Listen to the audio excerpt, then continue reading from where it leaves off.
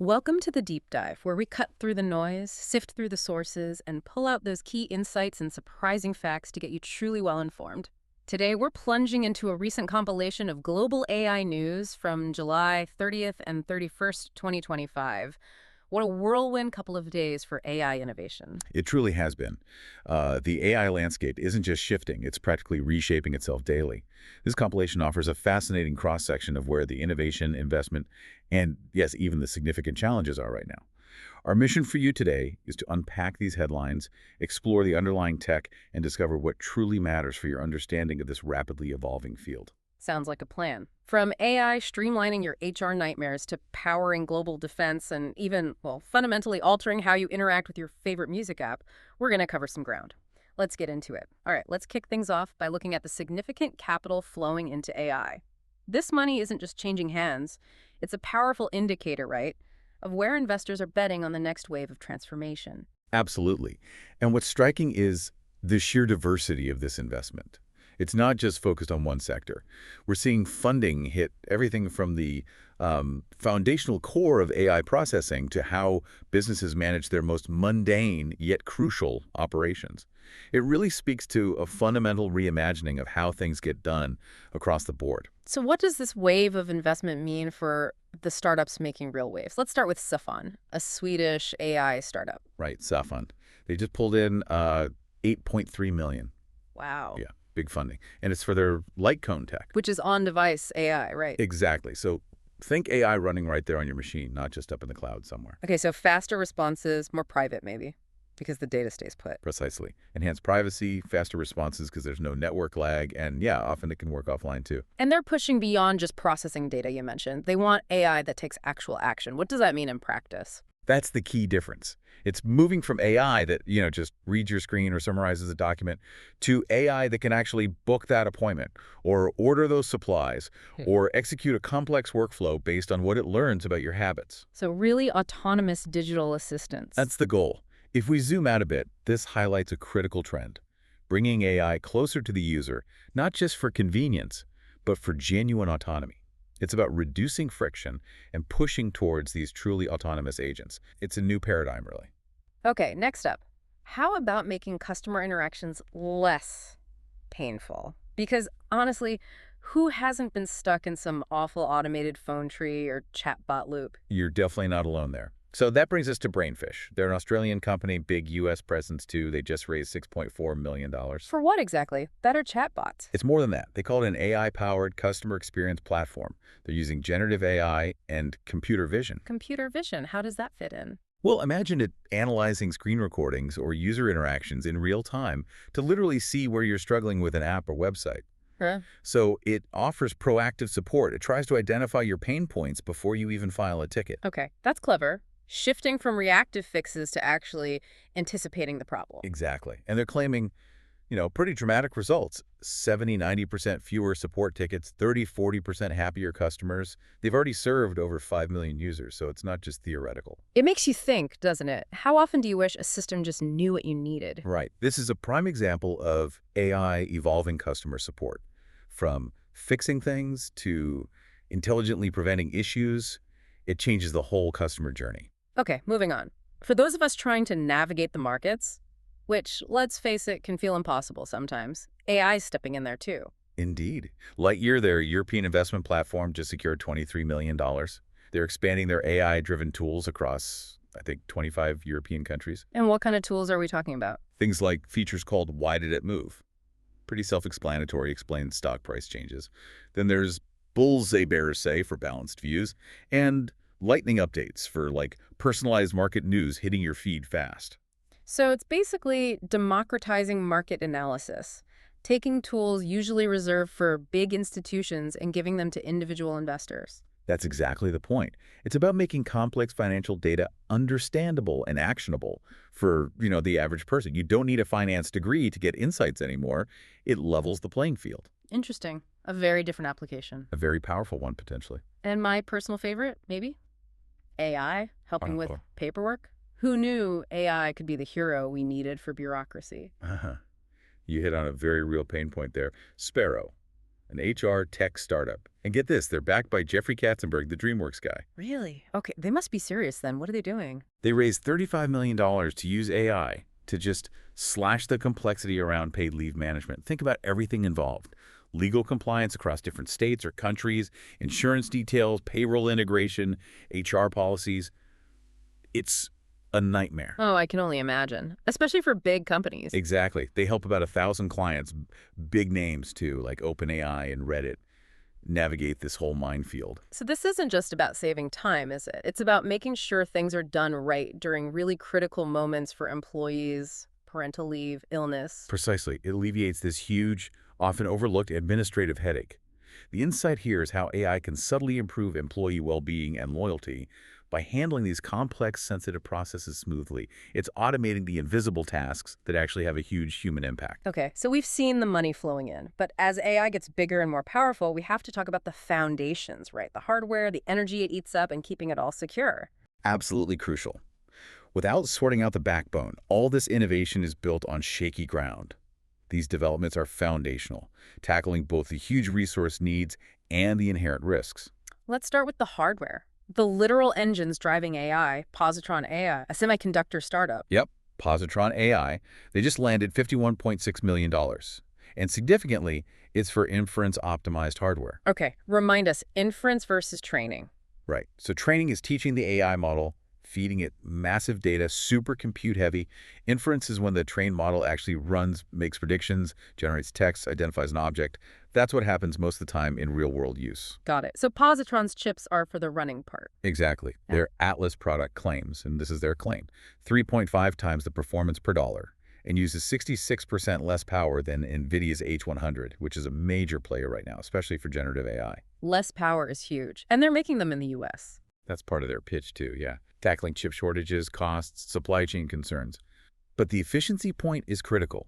As these AI models get enormous, the cost and the energy to just run them becomes a major factor. We need specialized, efficient hardware. It makes you wonder if we're heading towards like a green AI focus. We might have to. Which brings us neatly to the next point, energy consumption. Ah, yes.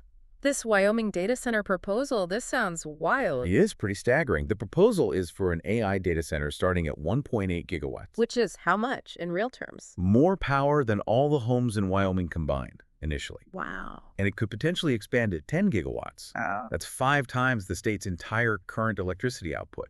I mean, where does that energy even come from? It's the billion-dollar question, isn't it? Yeah. It starkly highlights the energy demands.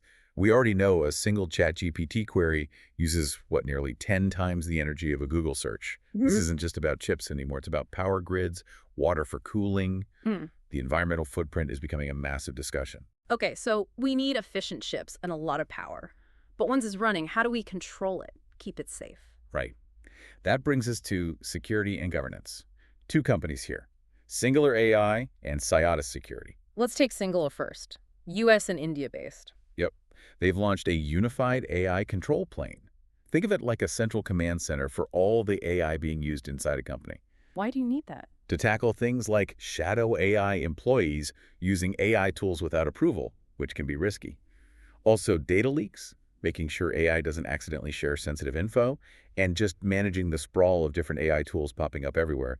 They offer risk monitoring, threat simulation. So it's about getting visibility and control over potentially hundreds of AI instances within a big organization. Exactly. Because these AI agents are becoming like digital employees, you need ways to govern them, make sure they follow the rules, don't expose data. And Cyata Security, similar idea. Similar, but maybe even more focused. They're an Israeli firm, raised $8.5 million for an agentic control plane.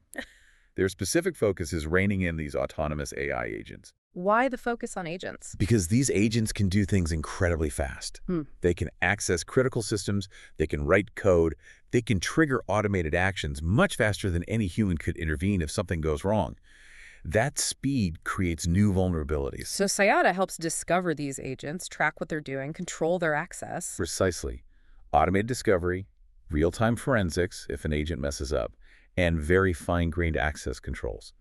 It's really highlighting that cybersecurity needs to evolve. It's not just about protecting data anymore, it's about governing autonomous actions happening at machine speed. A whole new ballgame for security teams. Absolutely. Okay, beyond the money and the infrastructure, AI is also just changing how we interact with everyday tech, isn't it? And how big companies work. It really is.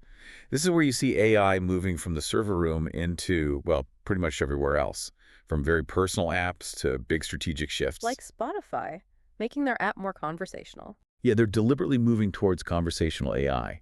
So instead of just tapping through menus, imagine just asking your music app, play some upbeat indie rock from the early 2000s, or what is that song I liked last week with the female vocalist? Making it feel more natural, less like operating a machine. Exactly. And it raises that bigger question. How will this kind of natural language interaction change how we use all sorts of software?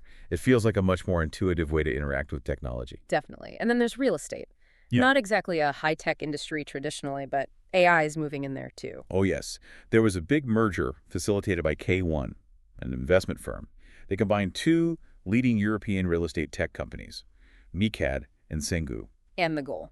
This combined entity serves over 100,000 buildings now across 35 countries.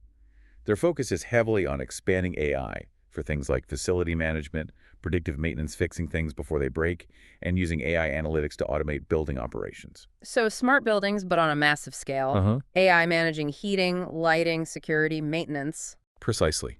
It's AI moving firmly into the physical environment, making buildings more efficient, maybe cheaper to run, potentially better for tenants. It's this sort of invisible layer of intelligence optimizing the world around us. Less waste, more efficient. Yeah. Sounds good. Okay, and speaking of efficiency, even lawyers are getting AI help. They are.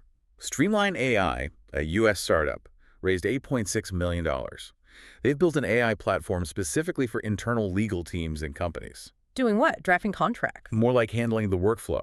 It automates sifting through emails, pulls key info from documents, uses conversational AI to answer routine legal or policy questions that lawyers get asked constantly. They have this knowledge bot that acts like an internal FAQ based on company policies. So it frees up expensive lawyers from administrative grunt work. That's the core idea.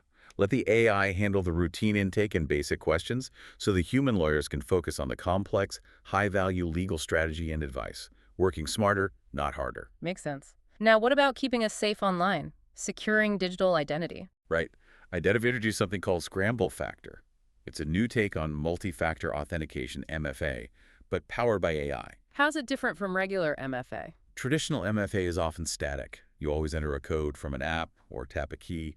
Scramble Factor is dynamic. It looks at your behavior, your location, the device you're using, and adjusts the security needed in real time. If something seems slightly off about your login, it might ask for an extra verification step just to be sure. So it adapts the security level based on the perceived risk at that moment. Exactly.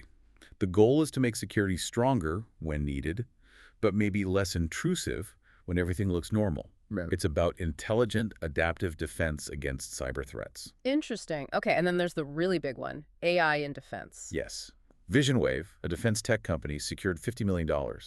They're accelerating their AI platform focused on autonomous systems, aerial drones, ground vehicles, maritime systems. How does AI fit in there? It integrates inputs from high-res radar, advanced cameras, RF sensors, all processed by AI to build a complete picture of the situation and enable these systems to operate with a high degree of autonomy and efficiency. It definitely highlights AI's growing role in national security, a complex area for sure. Very complex. And finally, we should touch on Google. They've had a flurry of AI-related news. Okay, what's been happening at Google?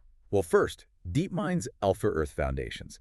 This is a pretty amazing AI model. It combines all sorts of data, satellite, optical, radar, climate models to create these super high-res Earth maps. Better than satellites alone. Apparently 16 times more efficient. And it can fill in gaps where satellites struggle, like cloudy areas or at night. Huge potential for climate tracking, disaster response. That sounds genuinely useful. What else? They upgraded Google NotebookLM, their AI research tool. It can now create video overviews, basically, narrated slideshows generated automatically from your notes and documents using their Gemini AI, script, images, voiceover, all done by AI. Wow, AI as a content creator. Pretty much. And internally, Google's pushing hard. There was a memo urging employees to really skill up on AI tools like Gemini and Vertex AI, seeing it as key for innovation in 2025. So AI is central to their whole strategy. Clearly. On the policy side, they signed the EU's Voluntary AI Code of Practice.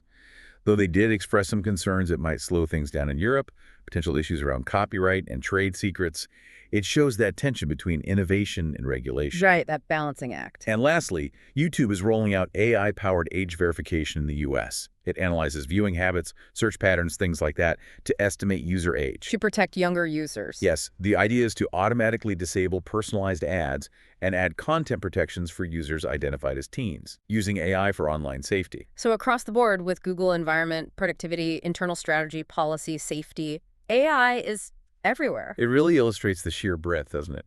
AI is becoming deeply embedded in just about every aspect of their operations, and by extension, our digital lives. Wow, that was quite the tour through just a couple of days in AI news. From the huge investments shaping business to these really deep questions about power, control, security. It's moving so fast. Yeah, it really is. What stands out, I think, is just the sheer velocity of integration. AI isn't just this separate thing anymore. It's becoming part of the fabric of decision-making, security, even our daily routines. It's less a tool and more an active participant. So wrapping this up, what does this all mean for you listening right now trying to navigate this? Well, it leads to a really important question, I think, for you to mull over. As these AI agents and systems become more autonomous, more embedded in everything from your phone to, national infrastructure, Yeah. what new skills, what new ways of thinking, maybe what new forms of critical analysis will you need? How do you adapt and thrive in a world where intelligence isn't purely human anymore? That's definitely something to think about. A profound shift indeed.